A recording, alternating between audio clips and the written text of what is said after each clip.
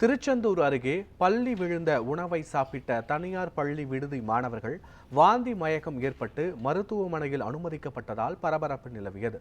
தூத்துக்குடி மாவட்டம் திருச்செந்தூர் அருகே மணப்பாடு பகுதியில் செயல்பட்டு வரும் மேல்நிலைப்பள்ளி விடுதியில் 8 மாணவர்கள் தங்கி கல்வி பயின்று வருகின்றனர். இந்த நிலையில் பள்ளி விழுந்த உணவை சாப்பிட்ட மாணவர்கள் வாந்தி மயக்கம் ஏற்பட்டு திருச்செந்தூர் அரசு மருத்துவமனையில் அனுமதிக்கப்பட்டனர். அவர்களை நேரில் சந்தித்து தூத்துக்குடி தெற்கு மாவட்ட தலைவர் சித்ராங்கன் நலம் விசாரித்து உணவு பொட்டலங்களை வழங்கினார்.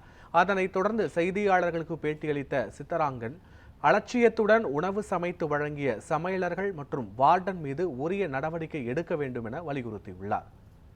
பள்ளி மாணவர்களுக்கு வழங்கக்கூடிய உணவில் பள்ளி இருந்துங்கும்போது எவ்வளவு ஒரு மோசமான இந்த திராவிட மாடல் ஆட்சி நடக்குதுங்கிறதுக்கு இது ஒரு பெரிய உதாரணமாக இருந்துகிட்டு இருக்குது. அந்த மாணவர்களுக்கு சரியான ட்ரீட்மெண்ட் கொடுத்தாங்களான்னு பார்க்க வந்திருந்தோம். அந்த மாணவர்களுக்கு சரியான நீதி கிடைக்கணும்.